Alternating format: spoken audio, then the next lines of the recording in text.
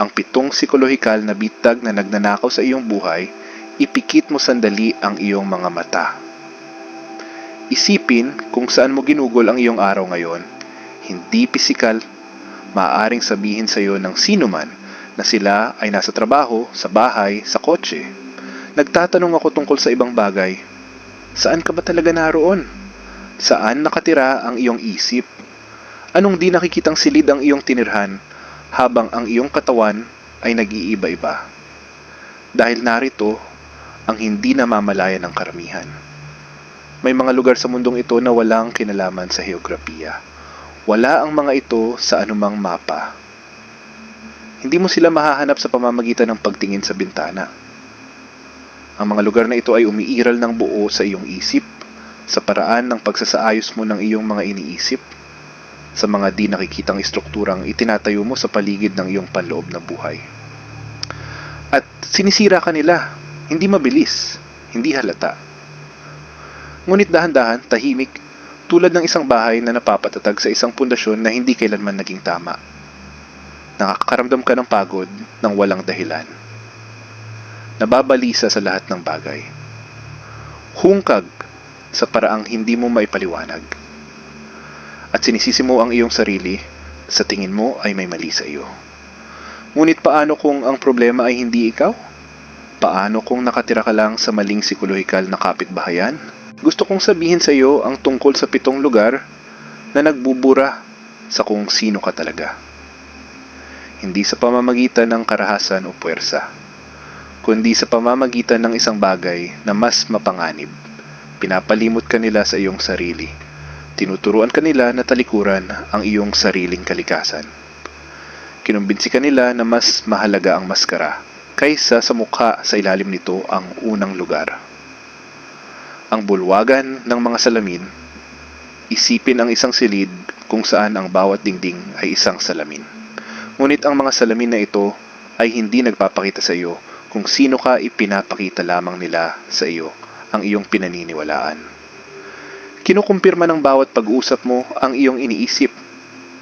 Ang bawat opinyon ay tumutugma sa iyo. Ang bawat takot na dala mo ay pinapatunayan at pinapalakas ng mga tinig. Nakahanga-hanga ang tunog ng sayo. Mukhang komportable, hindi ba? Iyon mismo ang dahilan kung bakit ito mapanganib. Ang isip ng tao ay hindi nilayong mamuhay ng may perpektong kasunduan sa sarili nito. Ito ay nilalayong hamunin, subukin, iunat na parang kalamnan. Kapag pinalilibutan mo lamang ang iyong sarili ng mga taong nag-iisip ng eksakto tulad mo, may kakaibang nangyayari. Ang iyong isip ay hindi lumalakas. Ito ay nagiging matigas, malutong, takot. May kilala akong isang lalaki na ginugol ang lahat ng kanyang oras sa mga taong may parehong pananaw sa lahat ng bagay. Politika, relihiyon, kung paano palakihin ang mga anak, kung ano ang iisipin tungkol sa mga taong naiiba sa kanya. Akala niya, matalino siya. Nananatili sa kanyang sariling uri. Ngunit ang hindi niya namalayan ay ang kanyang kakayahang mag-isip ay lumiliit araw-araw, ang kanyang mundo ay lumiliit. Mas nakakatakot, mas umaasa sa grupo na sabihin sa kanya kung ano ang totoo. Ang problema sa Hall of Mirrors ay ginagawa ka nitong takot sa iba't ibang ideya. Ang isang bagong kaisipan ay parang isang pag-atake. Ang isang kakaibang pananaw ay parang pagtataksil. Masyado kang nagiging kaisa ng iyong mga paniniwala, kaya ang pagtatanong sa mga ito ay parang pagkamatay. Kaya mas mahigpit kang kumakapit sa mga salamin, hinihiling na ipakita lamang nila sa iyo ang gusto mong makita. Ngunit narito ang dapat mong maunawaan. Kapag nakatira ka sa Hall of Mirrors, hindi ka talaga nag-iisip. Paulit-ulit ka lang, hindi ka lumalago. Nanghihina ka, hindi ka nagiging mas sarili mo. Lumiliit ka. Ang paraan palabas, sadyang maghanap ng mga boses na nakakagambala sa iyo. Hindi para makipagtalo, hindi para patunayang mali sila, kundi para lang maramdaman ang paglawak ng iyong isipan. Para maalala kung ano ang pakiramdam ng hindi malaman, para magtaka, para questionin Kahit ang iyong mga pinakasagradong katiyakan, ang pangalawang lugar, ang arena ng paghahambing, dito mo susukatin ang iyong halaga laban sa mga nagawa ng iba, ang kanilang katayuan, ang kanilang mga ari-arian, ang kanilang mga highlight reels. Sa lugar na ito, walang anumang ginagawa mo ang sapat, dahil ang isang tao sa isang lugar ay palaging nakagawa nito ng mas mahusay, mas mabilis, mas kahanga-hanga. Ang arena ay nagbabalat kayo bilang motibasyon. Sinasabi natin sa ating sarili na ang paghahambing ng ating sarili sa iba ay magbibigay inspirasyon sa atin na umunlad. Ngunit panoorin kung ano ang aktwal na mangyayari. Hindi ka nagiging inspirasyon. Ikaw ay napapagod. Ang bawat tagumpay ay parang walang laman dahil hindi ito kasing ganda ng sa iba. Ang bawat tagumpay ay agad na sinusundan ng, pero paano sila? Naalala ko ang isang babae na nakakuha ng promosyon na pinagsisikapan niya sa loob ng maraming taon. Sa halip na makaramdam ng kagalakan, ang tanging naiisip niya ay ang kanyang kasamahan na na-promote sa isang mas mataas na posisyon. Ang kanyang tagumpay ay walang kahulugan dahil ang ibang tao ay nakagawa ng higit pa. Ibinigay niya ang kanyang kapangyarihan upang makaramdam ng kasiyahan sa kanyang sariling buhay. Ang arena ay itinayo sa isang pangunahing kalituhan.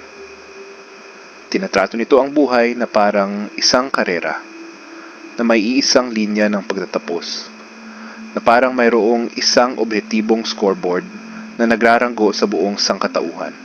Ngunit ito ay kalokohan. Ang iyong buhay ay hindi maihahambing sa buhay ng iba. Hindi ka nakikipagkompetensya sa iba pang sangkatauhan. Nasa sarili mong landas, naglalaro ng sarili mong laro. Kapag nakatira ka sa arena ng paghahambing, ititigil mo ang paghabol sa kung ano ang nagdudulot sa iyo ng kagalakan at nagsisimulang habulin ang kung ano ang nagdudulot ng pagkilala.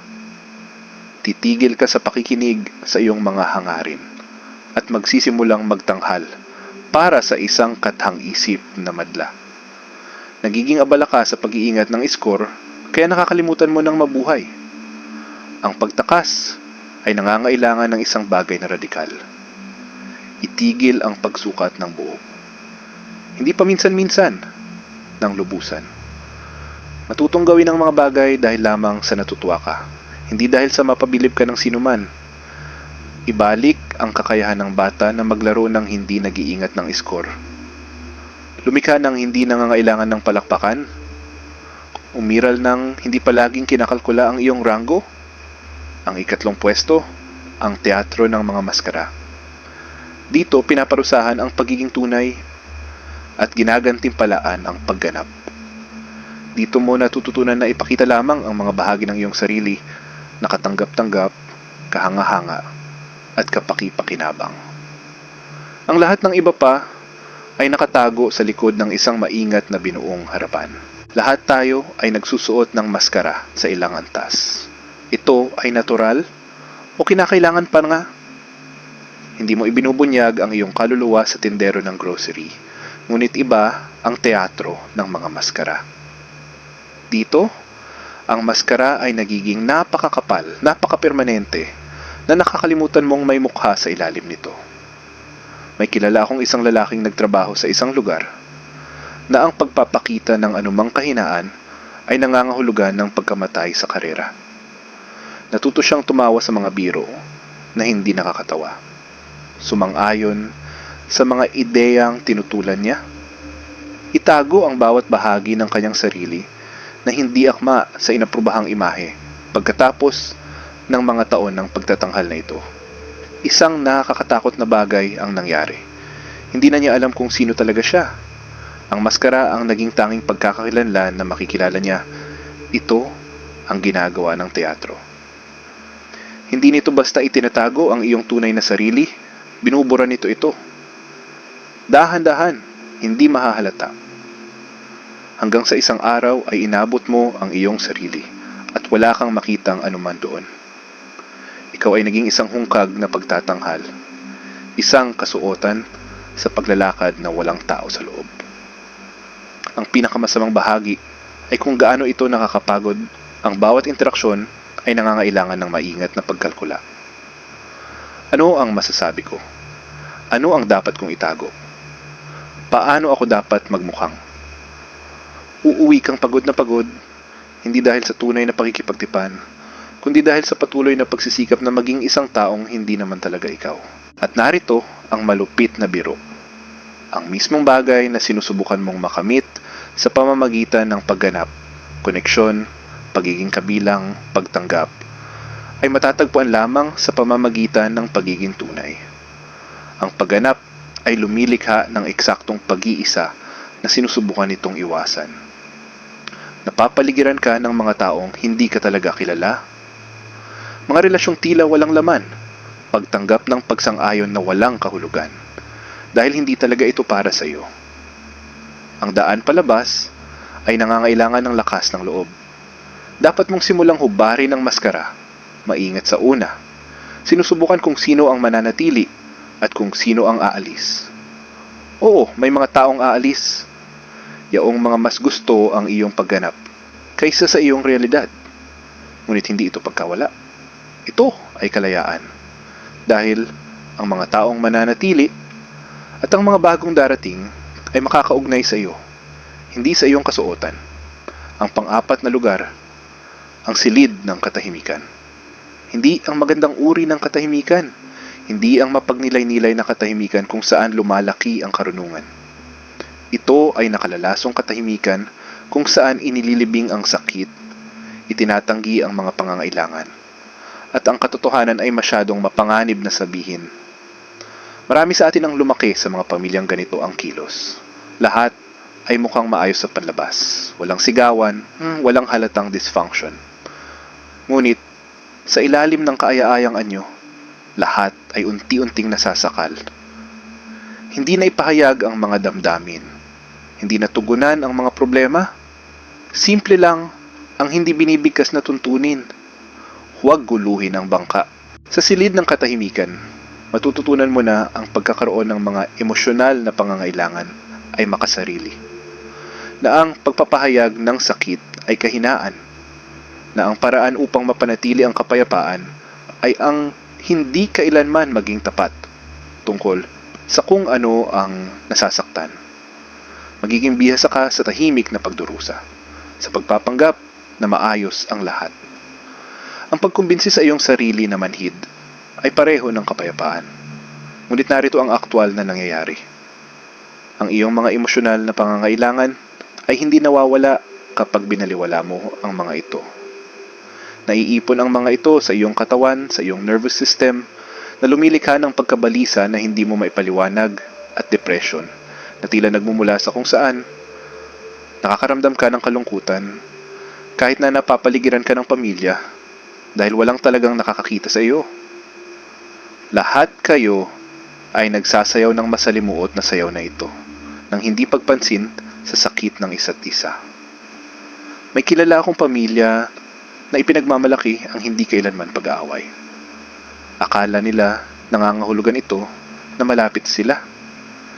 Ngunit nang makausap ko sila ng paisa-isa, bawat isa ay nakaramdam ng labis na pag-iisa. Ang ina ay nalulubay, ngunit hindi masabi. Labis na nabigla ang ama, ngunit walang mapagsabihan. Natutunan ng mga bata na ang kanilang mga nararamdaman ay mga nakakagambalang abala sa maingat na pinapanatiling imahe ng pamilya ng pagiging perpekto. Itinuturo sa iyo ng silid ng katahimikan na harapin ang sakit sa halip na gumaling mula rito. Sinasanay ka nito na magtanong, paano ko mas matitiis ang sakit na ito? Sa halip na, paano ko matutugunan ang talagang mali? Ang paraan palabas ay nangangailangan ng pagbasag ng katahimikan malumanay, ngunit matatag. Pagsasabi ng malakas ng mga bagay na nakatago. Hindi nang may galit o paninisi, kundi nang may simpleng katapatan. Nasasaktan ako. Kailangan ko ng tulong. Hindi ito gumagana para sa akin. Nangangahulugan ito ng pagsasamantala sa huwad na kapayapaan para sa posibilidad ng tunay na koneksyon. Ang ikalimang lugar, ang bagyo ng ingay, Ito ang kabaligtaran ng nakalalasong katahimikan. Dito ka palaging binubomba ng impormasyon, pagpapasigla, mga hinihingi, mga pang-abala, palaging may babasahin, may papanoorin, may nangangailangan ng iyong atensyon. Pinupuno mo ang bawat tahimik na sandali ng aktibidad dahil ang katahimikan ay parang hindi matiis. Ang lugar na ito ay umiral na bago pa man ang mga smartphone at social media. Ito ay kung saan mo ginagamit ang panlabas na ingay upang maiwasan ang panloob na katotohanan. Pagbabasa ng dyaryo ng walang humpay upang maiwasan ang pag-iisip tungkol sa iyong kasal. Pananatiling abala sa mga sosyal na pagtitipon upang makatakas sa iyong sariling piling. Pinupuno ang iyong isipan ng mga problema ng ibang tao upang hindi mo na kailangang harapin ang iyong sarili.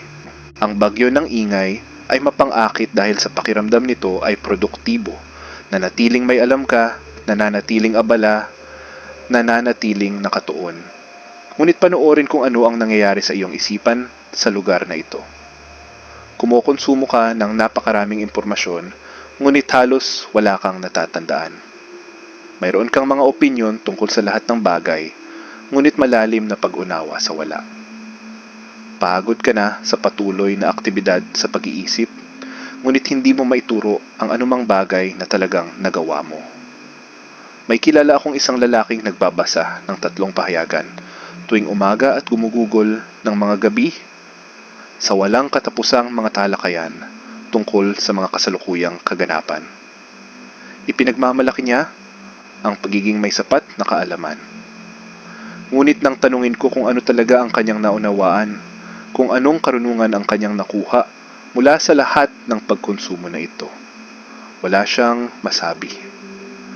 Pinupuno niya ang kanyang isipan ng ingay upang maiwasan ang katahimikan kung saan nangyayari ang tunay na pag-iisip. Pinapanatili ka ng bagyo sa patuloy na reaksyon. Palagi kang tumutugon sa pinakabagong bagay, sa pinakabagong krisis, sa pinakabagong galit. Walang oras para sa pagmumuni-muni, para sa integrasyon, para sa pagpapahintulot sa mga karanasan na maging pag-unawa.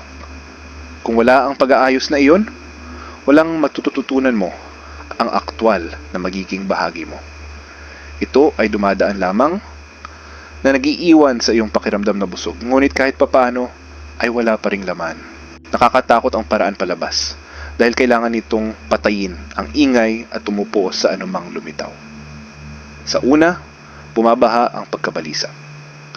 Lahat ng mga bagay na iniiwasan mo ay mabilis na lumalabas. Ito ang dahilan kung bakit mo pinanatili ang ingay. Ngunit, kung maaari mong manatili sa discomfort, may mangyayaring kahanga-hanga. Ang iyong isip ay nagsisimulang luminaw. Ang iyong mga iniisip ay magiging iyo muli. Nagsisimula kang marinig ang tahimik na panloob na tinig na nilunod ng bagyo. Ang ika-6 na lugar, ang silid ng pagtataksil sa sarili. Dito mo sistematikong tinatalikuran ang sarili mong katotohanan, ang sarili mong mga pangangailangan, ang sarili mong mga likas na ugali. Nangyayari ito ng paunti-unti, kaya hindi mo napapansin.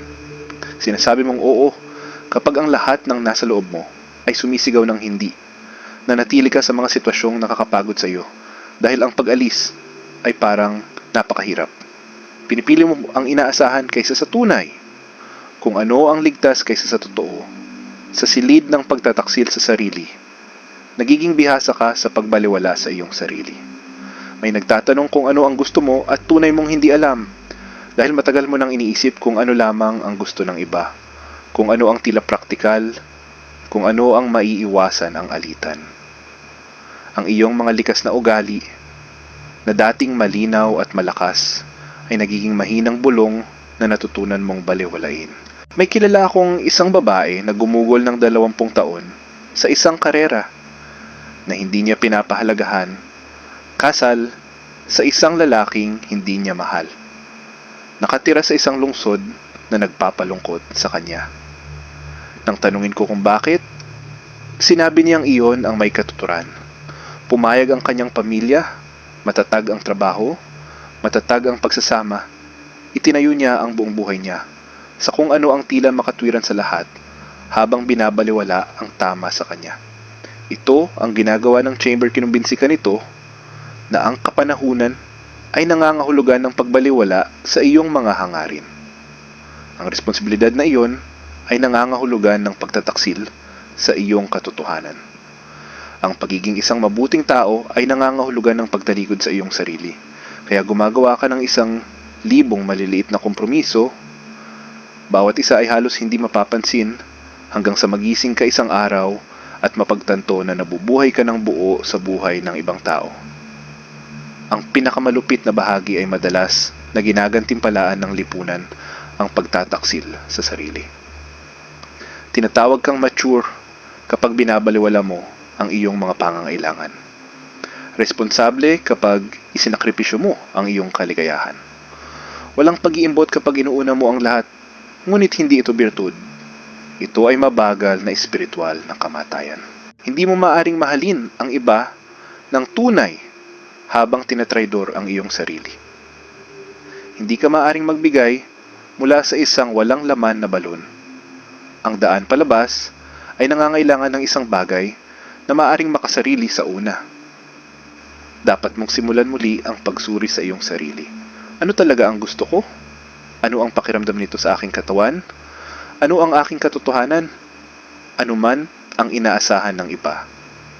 At pagkatapos, ang pinaka nakakatakot sa lahat, dapat kang magsimulang gumawa ng mga pagpili batay sa mga sagot na ito.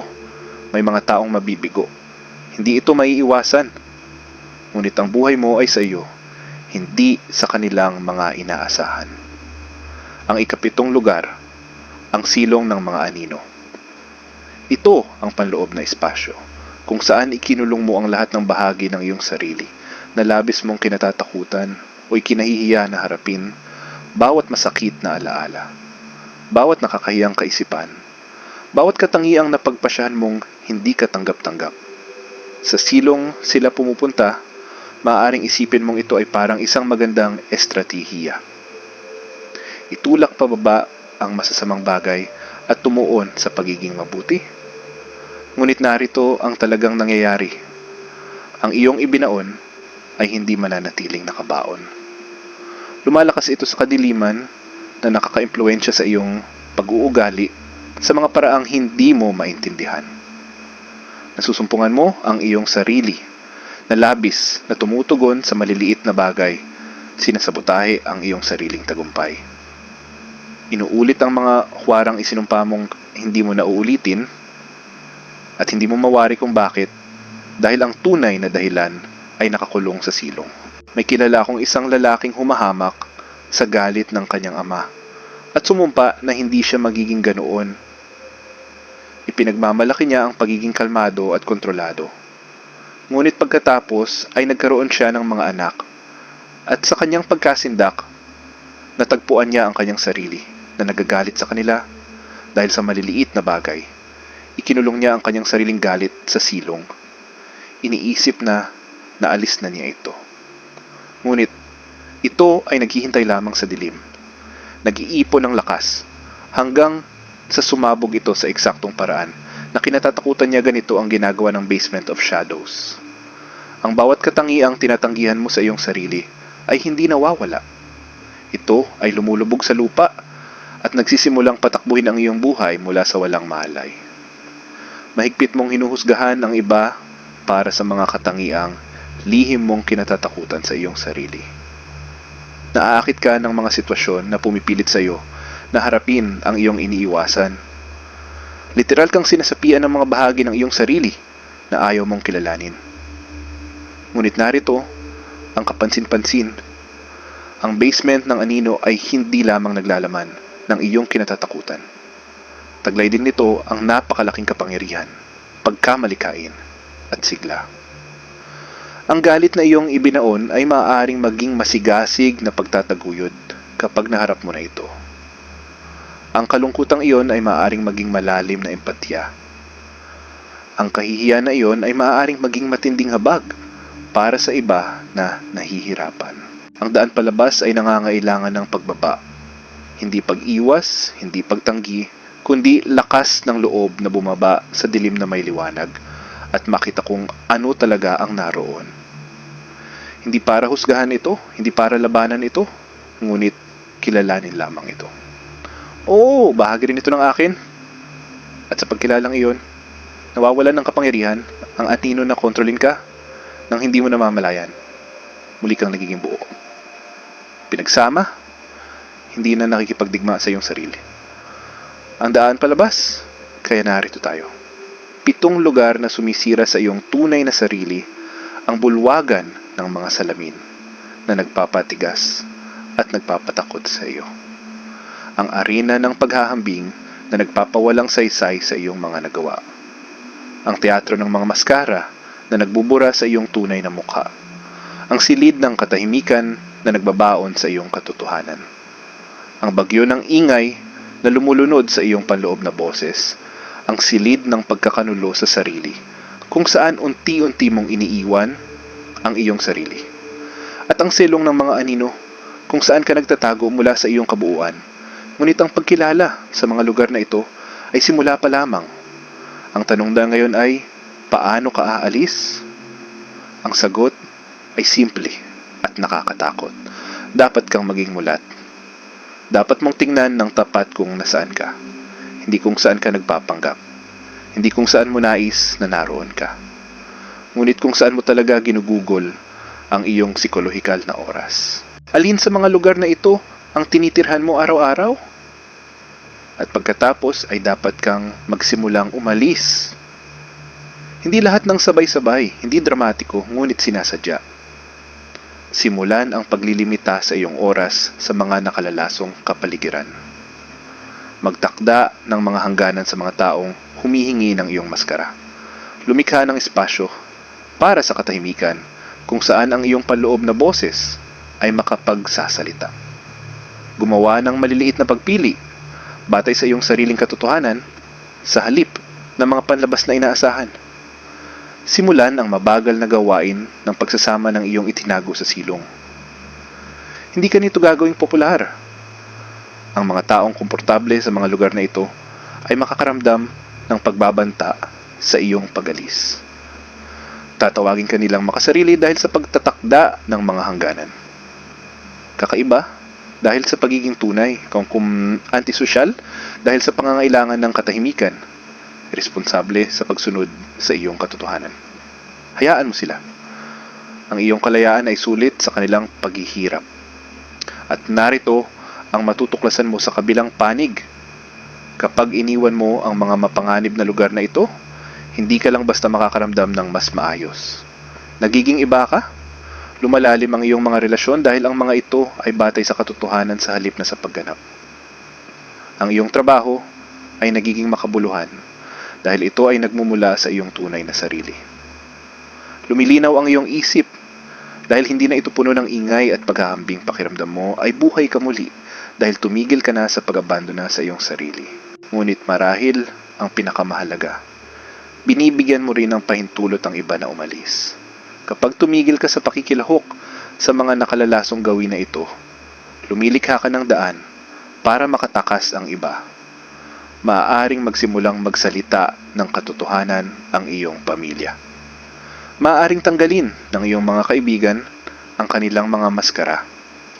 Maaaring maging mas makatao ang iyong lugar ng trabaho. Hindi dahil nangaral ka sa mga ito, kundi dahil lamang sa ipinakita mo sa kanila na posible ang ibang paraan. Ang mga mapanganib na lugar na ito ay nananatili dahil sama-sama tayong sumasang-ayon na manirahan sa mga ito. Ngunit kapag sapat na ang mga individual na pumili ng kalayaan, nagbabago ang buong sistema. Ang kalayaan ng isang tao ay lumilikha ng mga alon na kumakalat ng higit pa sa iyong nakikita. Kaya tanungin ang iyong sarili ngayon, alin sa mga lugar na ito ang tinawag mong tahanan? Saan mo ginugugol ang iyong psikolohikal na enerhiya? Ano ang kakailanganin upang umalis? Dahil narito ang magandang katotohanan, hindi ka natigil. Ang mga lugar na ito ay walang mga pader, maliban sa mga pinaniniwalaan mo. Ang bulwagan ng mga salamin, lumakad patungo sa ibang boses ang arena ng paghahambing, itigil ang pagtatala ng iskor. ang teatro ng mga maskara, hubarin ang kasuotan, ang silid ng katahimikan, sabihin ang iyong katotohanan ang bagyo ng ingay, patayin ito. Ang silid ng pagtataksil sa sarili, piliin ang iyong sarili, ang silong ng mga anino, bumaba ng may kuryosidad sa halip na takot. Ang iyong tunay na sarili ay hindi nawasak. Ito ay nabaon lamang sa ilalim ng mga patong ng akomodasyon, pagganap at takot.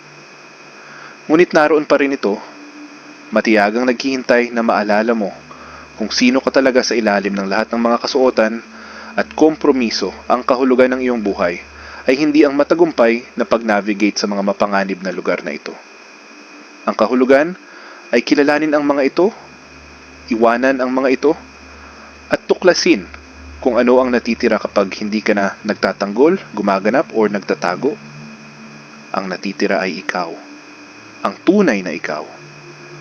Ang taong laging naroon, nagmamasid, naghihintay, handang mabuhay muli.